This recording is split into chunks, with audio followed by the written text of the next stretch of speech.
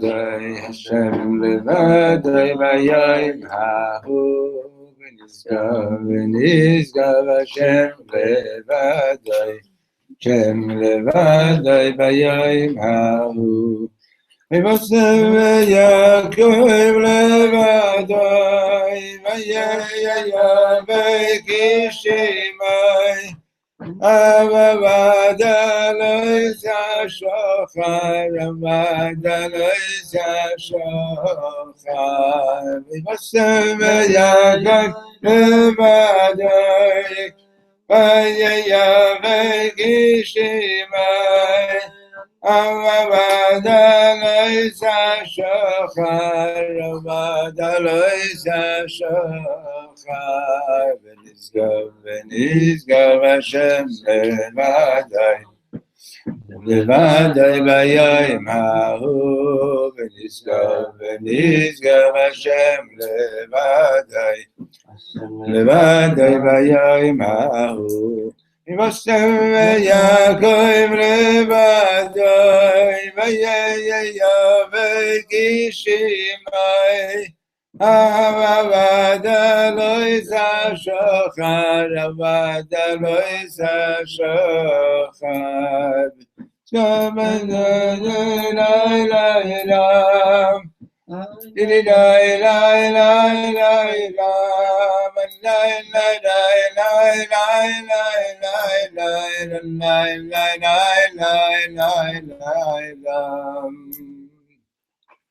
are the words to that?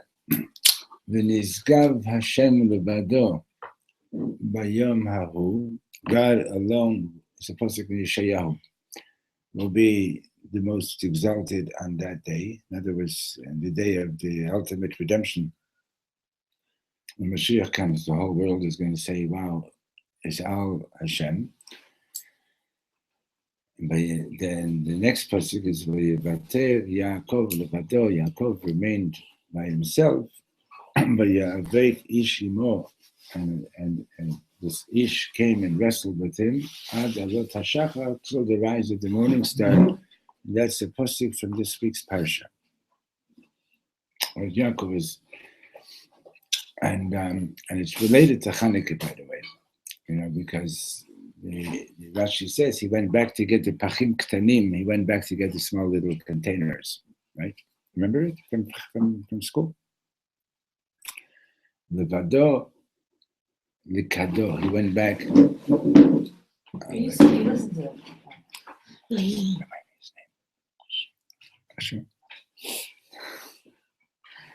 Oh, it's a good Channukah name because of the oil. So levado, they darshan high. Levado, they darshan also likado. Yaakov remained for the kad. He went back for the kad shemen that was from the oil that Noach squeezed from the olives that the dove brought him at the end of the Mabul.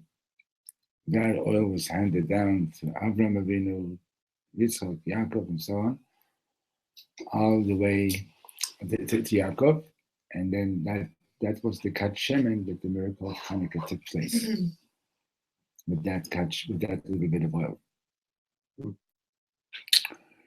So the Balaturim says, I'm pretty sure the Balaturim, if you give me the Mikhaot Gedolot that's lying flat over there, that one, yeah. So it says in two places, I hear this man opened up right to the pasuk. And Vayivater Yaakov, the second term. Vayivater Yaakov levado. So the Baal HaTurim says, where is he? He says, it's not the Baal HaTurim, but it says that there's a medrash that in two places it says levado. Here by Yaakov Avinu it says Vayivater Yaakov levado, and in the Novi it says V'nizgav Hashem levado. Hashem remained by himself. So the Medrash says that God is alone and Am Yisrael is alone. Reb Shlomo said it's not quite like that. God is alone and He has us, and we're alone and we have Hashem. If anybody wants to know, are the Jewish people alone, open up any newspaper and you'll see how alone we are, how isolated we are, Like the for 50 years after the Holocaust, the anti-Semites sort of like pretended that they were doing al-Khay, they were like, what a terrible thing, the Holocaust and this and that. Mamish, 50 years after the Holocaust is over, you can go look in the newspapers. You'll see right away the anti-Semitism starts coming out again and again, more and more openly. And today, they're not even ashamed of it. They're not even ashamed of it. Miriam is from Columbus, right? Mm-hmm. So you know that Judy's uncle is there, right? Yeah. So a number of years ago, you might remember the story. It's over 10 years, the story, but Judy's uncle is quite an artist. He's a sculptor. So he had this house. We were there once. He had this house which was like there's this sort of this country highway, and then we walked down to his house, and from his house down to this river, there was nothing.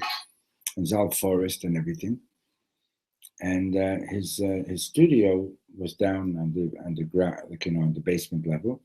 And he had these big glass doors, sliding doors. And one day a buck, a male buck, came out of the forest, and it was in the season of that they're in heat. The buck saw his reflection in the window. He charged through the window and cornered Alfred's wife. And he's a strong guy, he's already in his 90s. So he grabbed it by its antlers to get it away from his wife. He got stabbed a few times by the antlers. The buck ended up somehow or other, when it was going berserk, it ended up in the bathroom. They shut the door, and the cops came and they shot it. Right? And they were totally freaked out, and the story got out like immediately that even before he got to the hospital, was already on the news that Alfred Tibor is on his way to the hospital and was attacked by a buck, a 10-point buck. It was a mature buck. And one day I'm looking for this thing called colloidal silver. You know about that? Oh yeah. On the web. It took me to a website, to a Nazi website. They had pictures. I mean, they had the story about Alfred Tibor, and they say, "Can you believe that a 90-year-old man or an 85-year-old man could manage to move a buck away from attacking his wife? It's impossible, and therefore it's obvious that all the stories that he tells us about the Holocaust can't be true, because he's a Holocaust survivor and he's known to speak a lot about the Holocaust. That but they never mind those crazies. But look at what's going on in the world. The Eden are alone. Period. We're alone. Our mistake is that we keep on thinking that we have these people as friends, and that the only friend that we really have is Hashem. And very interesting. The Gemara's thesis about anti-Semitism is 5 words. Halacha hi Esav soneh liYaakov. Esav, Rome, is an anti-Semite, hates Yaakov, period. That's the way it is until Mashiach comes. And it's not because of economics, it's not because of philosophy, it's not because of jealousy. Sure, all these things, like the academics like to explain, but But in the Holocaust, it was clear it's because you're a Jew. And they don't want to hear about Hashem, so they say, kill the witness. The Jews, we are the witnesses that there's a Rebbeinu Shalom in the world. Okay, Atem Eidai, kacha katuv. And so, Vayivater Yaakov levato, Yaakov remained behind alone, right? And Vayavek Ishimo, Esav's archangel, came to fight with him. And when he's got Hashem levato, and Hashem is also alone, unique. Okay, so we're starting today on page 144.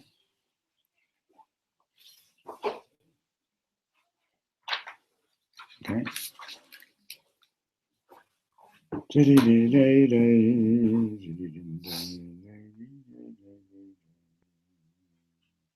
Hatikun hagadol shel ish v'isha, the big fixing of man and woman.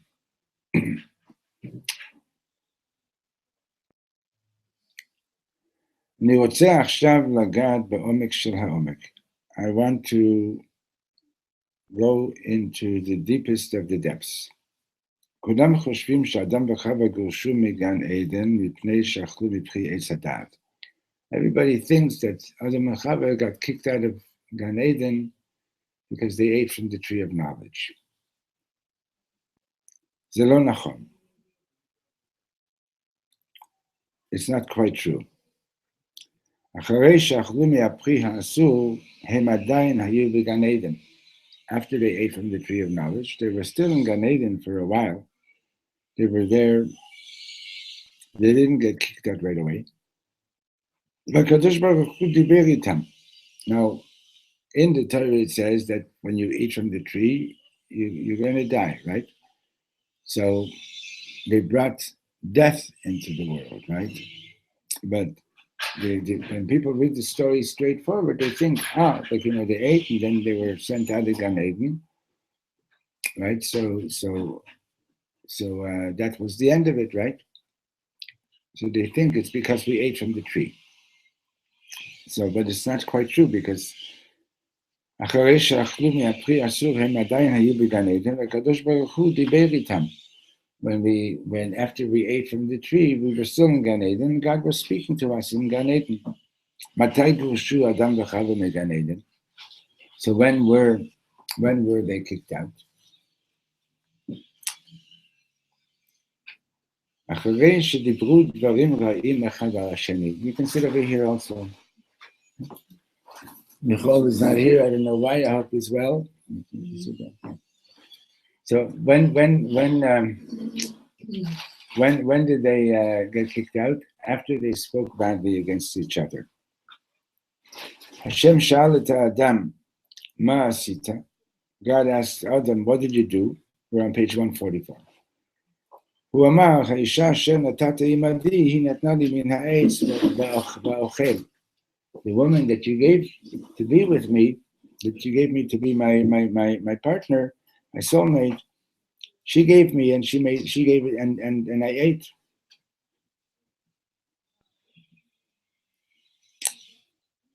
הוא הטיל את האשמה על אשתו. He blamed his wife. Shira, we're about 7 lines down. The next line begins with the word miyad.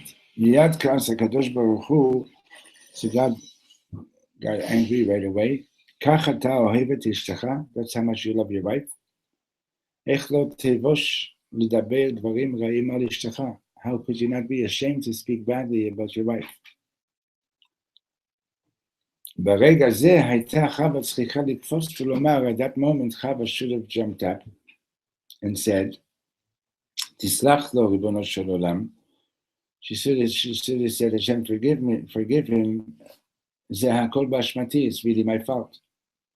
אבל היא לא אמרה דבר, but she didn't say anything. היא אמרה לעצמה, she said to herself, אם השם כועס על אדם, if God is angry at Adam, זו בעיה שלו, it's his problem. מה אני יכולה לעשות? What can I do about it? אדאג קודם לעצמי, first I'll take care of myself. כשהשם אמר לה, when God said to her, מה זאת עשית? And God said to her, what is it that you did? What did you do? He omeret hanachash hisiyani.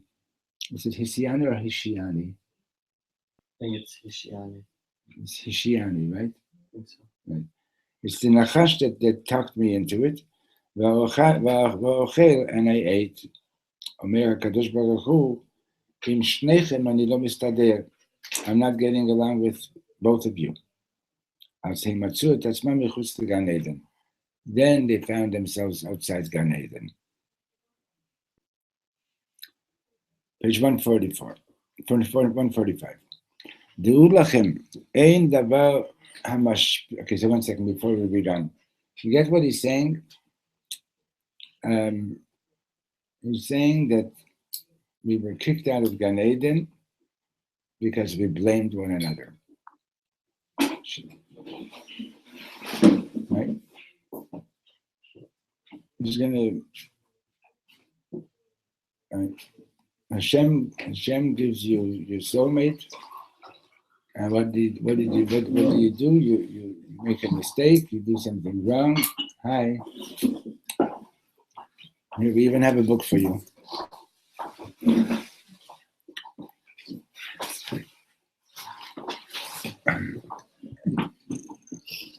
We're saying that Shlomo was saying that the real reason we got kicked out of Gan Eden was because Adam blamed Chava and Chava blamed Adam. Okay? So, we've spoken about this once before.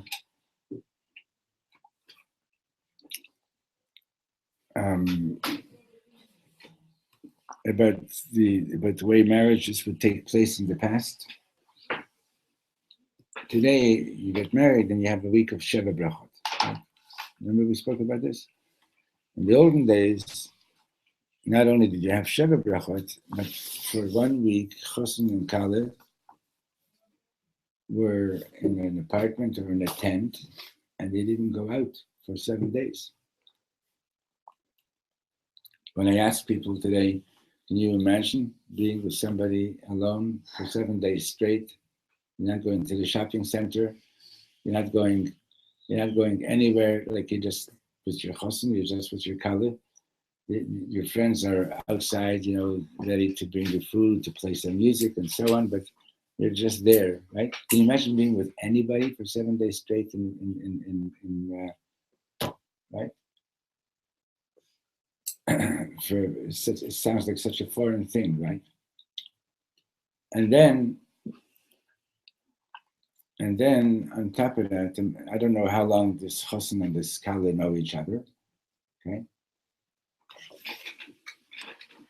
could be they knew each other for a long time because there were, like usually you would get engaged, and back then you'd get engaged and you would do like egusin, which was like official engagement, but you still weren't allowed to live together. But if they broke up, they would have to have a get. And usually the wedding was like a year later in order to give the chosin time to get himself set up financially, and the chosin was in charge of the catering, and the kala would have a year to get ready for the wedding. But we usually wouldn't see each other during that. It was like, you got engaged, okay, see you in a year. They had iPhones. And WhatsApp. I'm sure they must have had. Right? Okay. So now they finally get together. In the meantime, she was told that, oh, your chosin is such a fine young man, Talmud Chacham, this and that. He was told, oh, your kala is such a fine young woman, Balas Midas. And now they find themselves after the chuppah alone for 7 days, and they're beginning to see, you're not such an Talmud Chacham, you got angry from time to time, this and that, and so on. Question is, how did they do it without coming out all wrapped up and wounded, with scratches and everything, right? But rather come out of that happily, right? So the The reality is that the whole coming of the neshama coming into this world is a process of separation. First, the neshama gets separated from being in this place of complete union and bliss with Hashem, and it says, and it's informed, you're going down to this world, right? So it's already feeling the separation. And then, after spending 9 months in his mother's womb, the birth itself is another separation, right? Mm-hmm. So you're coming into this world already with the experience of separation, right, and so on. And that's why, you ever pick up a little child, they love being held. They really appreciate that you go pick up an adult and see how long they're going to like to be held by you. So because what's happened is that the older we get, the more we swallow the lie of separation. This world in the Zohar is called Alma de Pirud. It's the world of separation. Everybody walks around thinking that they're alone. Right? We started with singing V'nizgav Hashem Lebada. Everybody walks around thinking that they're alone. And the amazing thing about getting married is that two souls are getting back together and becoming like one. Okay? That's why it's such a big simcha. That's the idea. So now you're there for 7 days with your soulmate, and you see, my soulmate's got this problem, I've got this problem. So what are you going to do? So I'm sure you remember this, Malka. I think you were here. So there was a mashal I heard as a child. This king has a chest of precious gems, and every day he happens to be like he has a really fine sensitivity to beauty. And every day for 15 minutes a day, he takes out his gems and he looks at each one and adores them and how beautiful they are. And he has this diamond that is the crown jewel, the most precious diamond that anybody has in the world. Okay. And one day he wasn't careful when he was putting it back into the chest. And when he opened it up the next day, he sees that this beautiful diamond got a scratch on it. Because when he put it in, it got scratched by another diamond. So he calls all the craftspeople. This one says, well, we can cut it into two. This one says, whatever solutions they had, basically, it was never going to be as beautiful as it was. Came along one craftsperson and says, I can do something with it. King gave it to that person. He didn't tell him what he's going to do, but he just trusted him. He comes back with the diamond the next day, and in the place where the scratch was, there was engraved in the diamond a beautiful rose. What this craftsperson saw was that the scratch was the beginning of a beautiful petal.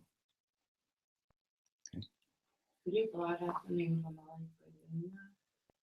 line? That's a good question. I don't know. Amalek I think is a category, a unique category of people. You can't either race it. No, what? I mean, you still, it still needs to be there because it says don't forget that you're not. Actually, you just answered the question. If Amalek won't be around anymore, why does it say Zocher, remember Amalek and don't forget? So I once heard an answer to that, but let me get back to that. Okay, so just finish this. So the thing is that so Chos and Kale, they're seeing each other's defects. The way it's going to work, the way it's going to be beautiful is when they say to each other, oh, this is going to be something beautiful. This scratch this fault, we're going to make it into something beautiful. Right? Usually what we do is we see somebody's fault and we sort of accept them with the fault, but I know you got this fault. I know you got this problem, right? But the real avodah is to say, okay, you have this fault, let's turn it into something beautiful. Okay? I heard last week that Esav is the same gematria as Shalom. Shalom. Right? It means to say that, Esav is a very passionate guy, but he's going in the wrong direction, but he's meant to be turned around, right? And so that's, so Hashem put Adam and Chava together, right? And so when Adam is blaming Chava for eating from the tree of knowledge, he's basically blaming Hashem, right? Listen, you could have given, you're my matchmaker, okay? But Hashem doesn't care that he's blaming him. It's not that he's blaming him. Actually, Cain, when he kills Hevel, and Cain says to Hashem, he says, "Hashomer achi anochi, am I my brother's keeper?" What he's basically saying to Hashem is, if somebody comes and robs fruits from the orchard, who's at fault? Is it the thief or is it the watchman who didn't do his job? Right? So he's saying, you gave me the power to kill my brother. You're around all the time. You let it happen. You're blaming me? And Hashem says, yep.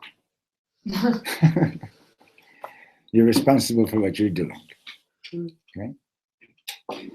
Go further, and how many times do we say, oh, I'm like this, because back in grade 1, my teacher said something nasty to me, or because I was abused, or because this tragic thing happened in my life, and so on and so on, and therefore I can't be any better, and that. And that's like saying I'm not responsible for what's happening in my life, because these things happen to me.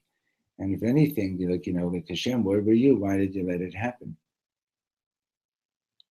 Right? And if you believe in Hashgacha Pratit, if you believe that Hashem was present in everything that happens, so then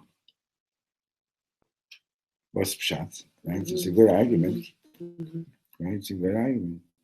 And the thing is that we also have to believe, besides believing in Hashgacha Pratis, we also in divine providence, we also have to believe that yes, Hashem was present in all those things, and Hashem allowed it to happen, and Hashem is good, always is good, and for some reason, without knowing why, this is what I had to go through. The other person who hurt me is definitely responsible for hurting me, but this is what I had to go through for some reason unknown to me, but in order for me to become the best person that I can be, this is what I had to go through. Okay? And then when you can get to that place, at least to the place of saying, at least I would like to believe all that, then you can, like literally move on, and you can say to Hashem, okay, what was I supposed to learn from this? What was it, how can I turn it into something good? How can I take that scratch and make it a beautiful rose? What if it's an ongoing thing? I mean, that's like a really superhero. You can make a lot of roses. Yeah. But I think that you're gonna have to make a lot of roses. Right.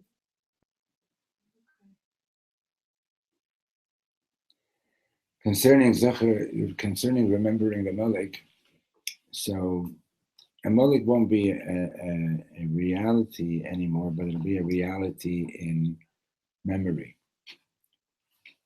Okay, so the Chassidus explains that the whole thing about Amalek is Asher Korcha Baderach, is that Amalek comes and cools you down from serving Hashem with passion. The gematria of Amalek is Safek, doubt. Amalek comes and says, like, oh yeah, you're really excited today, but tomorrow you're not gonna be so excited with your Yiddishkeit. You're not going to be so excited about doing kindness, doing kind things, etc., etc. So in the future, when there won't be an actual Amalek, it's just the memory of that possibility that will propel us to be more intense. Okay. So 145, right? So he says, "Du lechem, you should know, ein davar hamashpil et ha'adam." There's nothing that is as degrading to a human being yoter miledaber lashon hara al hasheni. The most degrading thing that you can do is to speak lashon hara against somebody else. If I start speaking lashon hara against somebody, may Hashem protect us. And I say that this person is disgusting. What's actually happening? Hashem safek gadol im hitzlachti lelachlech et mi she'alav ani medaber. So it's a real big doubt if I really schmutzed up the person that I'm talking about. Mashu batuahu, what is sure is shemi sheshomea oti, that the person who's hearing me talk lashon hara, choshev belibo pnima, he's thinking in his heart, he's thinking shani hu hamagil et atzmi lichlachti. That person who's hearing me talk lashon hara, in his mind, he's thinking like, wow, I just put a bucket of shmutz on myself. Okay? There are three sins that we have to be ready to die for at any time. Gilui arayot, avodah zara, and shfichut damim. In other words, if somebody comes and puts a gun to my head and says, commit any one of these three transgressions or else I'm going to shoot you, we have to be ready to die. Okay? Worship an idol, or an act of sexual immorality, or to, hey, you kill this person or I'm going to kill you, have to be ready to die. Gemara says that lashon hara is worse than all three of them together. Imagine. The Gemara says that lashon hara is worse than all three of them together. Pretty amazing. Okay? So he says, "Hayivanim ratzu mamash lechalel et hakdusha shel habayit hayehudi." The Greeks mamash wanted to desecrate the holiness of the Jewish home. Kishem shenichnasu lebayit hagadol lebeit hamikdash v'timu et hakol. Just like they went into the great house, the Beit HaMikdash, and they made everything tamei there, kachem ratzu letamei kol bayit Yehudi. They also wanted to make every Jewish home tamei. והדבר הראשון שעשו, the first thing that they did was, הם גזרו שכל אישה יהודיית שתינשא, they made a law that every Jewish woman who's getting married, צריכה להיות בלילה הראשון עם קצין יווני, will have to sleep the first night with some Greek officer. תיבעל להגמון תחילה. And this is something that was practiced by other cultures as well. They call it droit de seigneur. But that's how they wanted to defile the Jewish home. And that's why if you learn Ketubot, Masechet Ketubot, it discusses what days of the week there would be. We would do weddings, and one of the cheshbonot that was involved was to do weddings on days that the Greeks and the Romans weren't suspicious that we were getting married on such a day. so that the Kala can get married without having to sleep with the Greek or the Roman officer that was in charge of the town. Okay. Can you imagine how the Chosn and Kala felt afterwards? Nora. Terrible, נכון? והתיקון הגדול היה המליך עוד סמך בשינה. The big fixing is that God makes the letter samach and sleep the tikkun of the month of Kislev, meaning to say, התיקון הגדול היה שהחתן לא יעזוב את אשתו. The big tikkun is that the chosn would not leave his wife, אלא יחפה עליה, but he would cover for her via chazikba, and he would give her the energy to be strong. You can fall on me. You know that who started the whole rebellion against the Greeks? No, come on, guys. The Maccabees? Which individual Yehuda? started the whole thing? The Jewish one. What was her name? Yehuda? Yehudit. She was the daughter of the Maccabees, okay? And she was getting married. She was supposed to get married that night. And the Greek officer came, and she fed him cheese and gave him wine to drink. She got him drunk, and she chopped his head off. And she went out to her brothers, and she says, "Guess what? The war has begun." Okay, but that's what it was. That was she was supposed to get married that night, and she was supposed to sleep with that, with that guy, with that son of Yisrael. And she went ahead and she said, "That's it. I'm starting the war." Okay, so can you imagine, like a couple's getting married and the chosn is like looking forward to its wedding, and Nebuch the Kala is taken by some Greek officer, right? So the whole tikkun is, can you imagine how much love there had to be to restore her back to her self-confidence and her beauty and everything, right? You know what's the greatest closeness?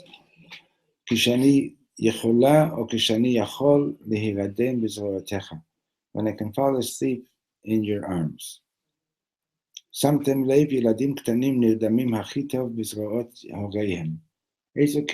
Right? Children fall asleep best in their parents' arms.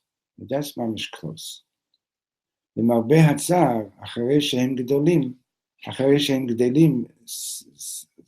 Sadly, once they grow up, children aren't so close with their parents anymore. Right? Alma de Pilot, the world of separation. Sheina, sleep, he has man shani shochev, is the time that I'm lying down. Rafel, the time that I'm fallen. Haneshama einena me'ira, my soul is not radiating, right? So, in other words, I'm not, you might be a very funny guy during the day, but when you're sleeping, your soulmate might not find you so funny, so to speak, In other words, there's something about you that's missing when you're sleeping, right? So, Zeha Mivchan Achi Amok Ben Ish Li Ishto, page 146. This is the biggest test between husband and wife. Kama atem krovim echad lasheni kishatem yishenim. How close are you to each other when you're sleeping? In other words, when you're not at your best. Kama atem yecholim lachzik echad b'sheni kishatem yishenim. How much can you support each other when you're not at your best? Kama atem yecholim litmoch echad b'sheni. How much support can you give to each other? Or rely on each other? How well can you rely on your partner? Atal yashen, you're sleeping, or at yashena, or you're sleeping, feminine, right? Klomar, meaning to say, oseh takol lo nachon, right? Like you ever hear a teacher say to a kid, "Are you sleeping or something?" right? In other words, it's like in a critical way, right? You're making mistakes all over the place, right? You're doing everything not right, but I'm not going to stop supporting you. That's the biggest tikkun. Actually, I was driving back from Teaneck to Montreal in a rented car. It was at 2 o'clock in the afternoon, straight patch of highway, and I'm doing like 63 miles an hour. And all of a sudden, the siren comes after me. The cop stops me. And I said, what was wrong? He says, you know that you went from 63 to 95? And what had happened was I fell asleep. And while the cop is looking at my papers, your father phones me.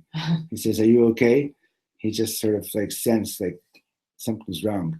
I said, I wish you would have phoned me a minute earlier. I would have fallen asleep, you know. But, you know, you fall asleep and chas v'sholem, right? And so I'm careful not to drive at that time of day because I have sleep apnea. And so I have to watch out not to drive at that time of day because that's when it hits me, Mamish. Okay. It's happened here in class also that I'm in the middle of talking and you've seen it, eh? Well, after you had a flight and you didn't go to sleep and you just did the class. Yes, not even after, even Regular days. Sometimes it happens regularly too. It's not that I'm particularly tired, it's that when in sleep apnea means you stop breathing. Like you see, you hear my when I inhale through my nose, so I have a deviated septum. So it's easier for me to breathe through my mouth. So when I'm asleep, I just naturally breathe through my mouth. The tongue falls to the back, blocks the air passage, and I've been tested. I sometimes don't breathe for 3 minutes, and so the blood isn't oxygenating enough, and so then even though, as far as I know, I slept, but by like 1 or 2 o'clock, like my body just is missing, you know, the energy. Mm.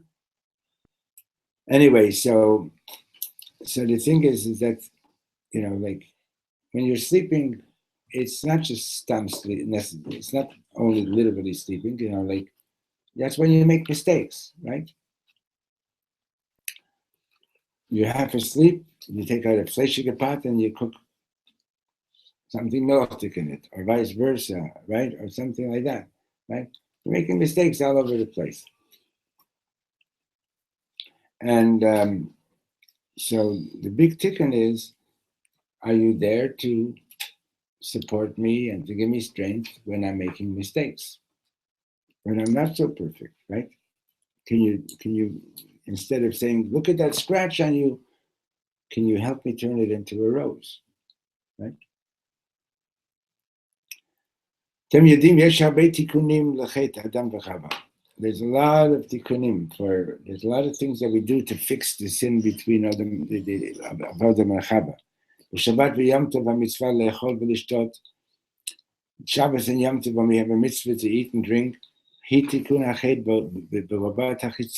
fixing the sin on the exterior level, right? In other words, now we're eating together.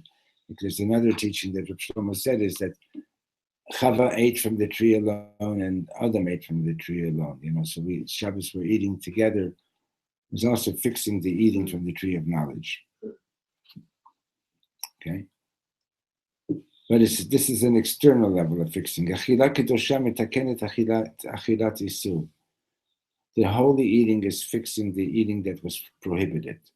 Shabbat v'Yom Tov ha'achila shelanu hi mi'etz ha'chayim. Shabbos we're eating from the tree of life. But b'Chanukah ein mitzvah le'echol v'lishtot. Chanukah, there's no mitzvah to have. We have meals, like, you know, special meals on Chanukah and, you know, and so on, but it's not a chiyuv. It's not obligatory. So it's not a Sudat mitzvah unless you say the Torah there, okay? So, but still, so Mahi ha-mitzvah shel Chanukah, what is the mitzvah of Chanukah? Ne'er ish ubeito is to light the candle of Chanukah, each person with his family. Lehodot u'lehalel, to give thanks and to praise. Ha'hefech shel lashon hara. Chanukah is all about, you're so beautiful, you're so beautiful, you're so beautiful. Right? The opposite of lashon hara. Chanukah hu omek hatikun shel hachet. Chanukah is like the deepest tikkun of the chet of Adam and Chava. Chanukah hu hatikun shel hayachasim ben Adam v'Chava shelo tamchu echad b'sheni. Chanukah is the fixing of the Adam and Chava's sin who didn't support each other. Gewalt kama ze amok. This is so deep. Amazing, right? Beautiful. Right? And you remember the story about Reb Shimon, the story in the Gemara.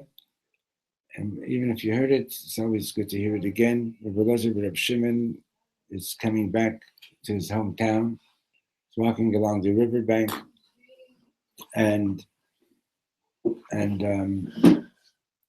he sees this person coming towards him, an ugly guy. And this man says to him, Shalom Aleichem Rebbe. And Reb Shimon says to him, is everybody in your town as ugly as you are? Nice thing to say, right? So he says, why don't you tell the artisan who fashioned me that he made an ugly vessel? Right? And Rebbe realizes right away that, whoa, he did something terrible. So he says, please forgive me. So he says, no, I won't forgive you until you tell the one who created me that he made an ugly vessel.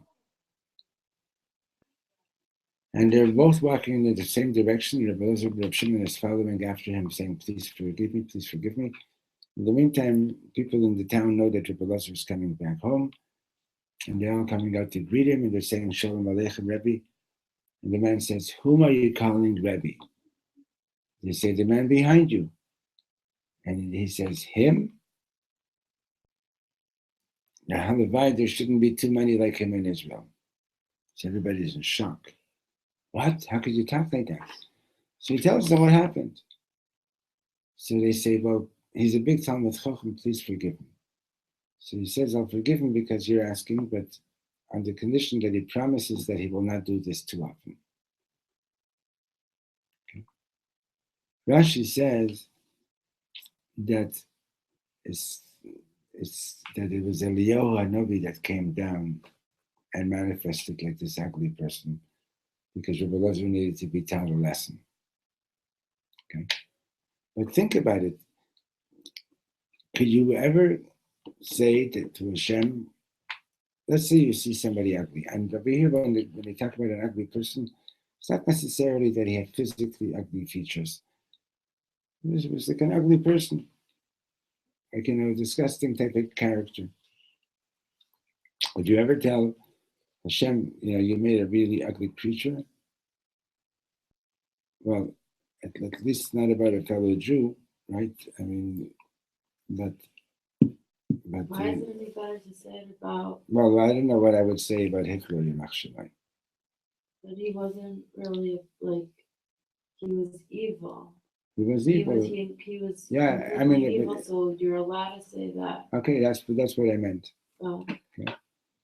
Okay, not stam. I didn't mean stam. I meant but and in any case, so it's not so. I agree. It's not so pashut. And Rabbi Akiva was able to see the divine spark in the person that was burning him up. Yeah. I'm saying it's not so pashut. Right. I'm not trying to make it black and white. Right. Okay. I agree that it's not pashut at all. As a matter of fact, this morning one of the guys said to me that his grandmother used to tell him about. She never told him the name, but there was some rabbits in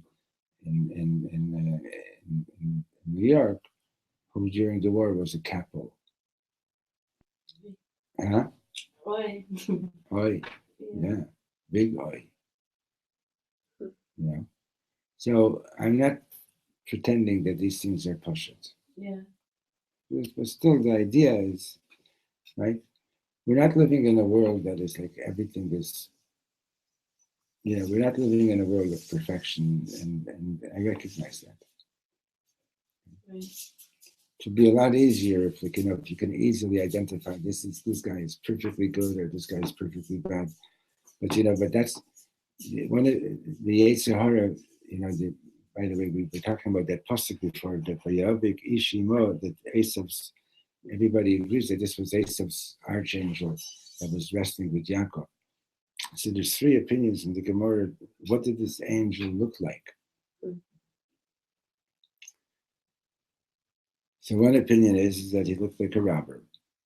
Another opinion is that he looked like an idolater. Another opinion is that he looks like a Talmud Chacham. Strimel and all, or whatever way they, you can imagine it. What? So Reb Shlomo also explains is that there's a Yetzer Hara that looks like a Talmud Chacham also. The Yetzer Hara that comes and says, you have to be perfect. And if you're not perfect, you're a Rasha. Okay? And so why is that a Yetzer Hara? And Yetzer Hara, by the way, is also, the Gemara says, the Malach HaMavis, the Baal, the Satan, the Yetzer Hara, they're all the same. Okay? So what's the Yetzer Hara about wanting to be perfect? Because 99.99% of people are not capable of being perfect. And if you think that the only acceptable, the only way to win is by being perfect, okay? And then when you face the reality, but I'm not perfect, so you end up giving up and saying, forget that. I'm not perfect. I know that I once said Lashon Hara, so I'm a Russia, and I'm not perfect. So why should I keep on playing this game? I'm not perfect. Okay? And that's Yetzer Hara dragging you into complete crashing and giving up on Yiddishkeit by telling you that you have to be perfect. The journey is a journey towards perfection. That's what it's about. And there's a story. We have an article here from Reb Shlomo. So he went to go and collect money to marry off. Reb Shlomo used to tell the stories in the book. He went to marry off. He needed to raise money to marry off a bunch of orphan girls. So he goes to this town, and he's trying to collect money, and he needs to raise a lot of money. And this guy's giving him a few pennies, and this one's giving him a few pennies. Nowhere near. He can't even make one wedding, and he's got to raise money for 10 orphan girls. And he's by the end of the day, he's pretty upset, and because I could be sitting and learning, I could be davening all day, I could be doing things, and here I am, I'm going around trying to collect money, and nobody's helping. And the next day he goes and tries again, but by afternoon he's had it, and he says, "Okay, I'm going home." As he's going home, he sees two cops holding this guy, Yankov Ganev, and he's under arrest. And this Yankov is dancing, and he has them stop for a second, and he says to Yankov, "So, they got you, eh? They caught you, and so are you gonna stop being a thief?" So he says, "Are you kidding? You know who I am? I'm Yankov Ganev. I'm the best thief there is. So they caught me once. But that doesn't mean that my career is over." And they go on, and he's happy, and they continue on the way. And the Channukah realizes, what? If Yankel the Ganef is not giving up, I'm giving up after a day and a half. He went back to town and he raised the money. When he comes back to the Baal Shem Tov says, so, what does Eliyahu Hanavi look like a guy dressed up as a thief?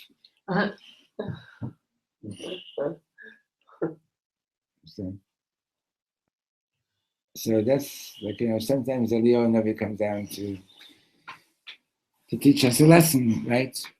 Be careful how you talk about somebody, don't give up, etc., etc. Understand? And everybody has an aspect of Eliyahu Hanavi also. And when you see something negative in another person, you should know that Baal Shem Tov says that means that you have that same fault. It might be far more subtle than the way it is in the other person, but in some subtle way, you're also responsible for that. And Hashem is not letting you see it in another person just because Hashem wants you to know that this person isn't perfect. The reason that Hashem lets you see this in another person is because Hashem is telling you, A, that you have this problem too, and B, so fix it, and B, Hashem is saying, I want you to help this person fix it also. Now, how can you do that? There's many things that you can do, there's many things that you can't do, but there are things that you can do. Okay? And one of them is focus on the good in yourself and focus on the good in another person. That is a big help. Always. Okay. Have a good day, Mr. Shem. Let's continue. We heard that story about her dad. Yeah, you want to hear the story? Okay, okay, so I'll put it online so your father could watch it and tell me if I told it right. Yeah. Okay.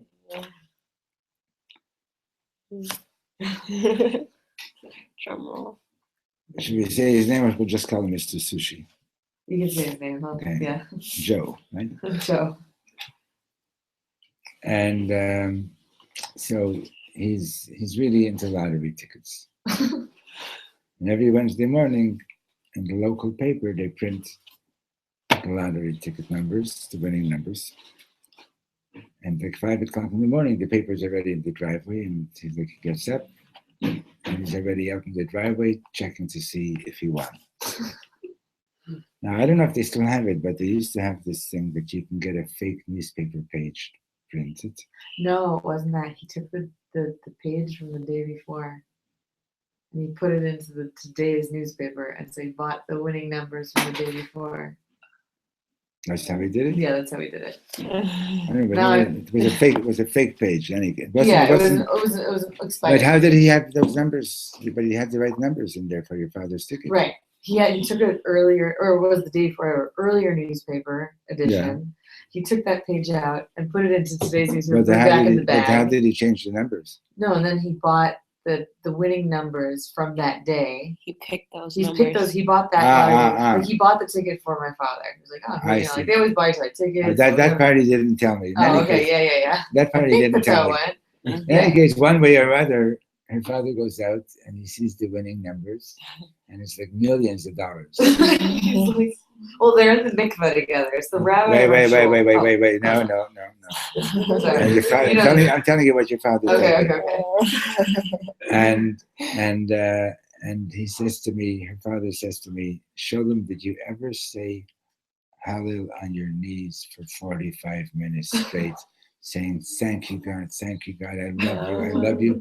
For 45 minutes, he said he was on his knees saying, God, this is unbelievable. I love you so much. It was only a couple of days later that the rabbi told him, they were in the mikveh. It was a couple of days later that he told him that he had done it. Why would he do that? What? He broke. This is what your father told me. And he broke his addiction. He still buys lottery tickets, but he broke his addiction to it. And I always add, the biggest miracle of the story is that the rabbi is alive. And they're still friends. Oh. Yeah. It was also April Fool's. But when you get winning numbers, you don't think that. No, way. you don't think that at all. Just a day. But yeah. Oh my god, he was like,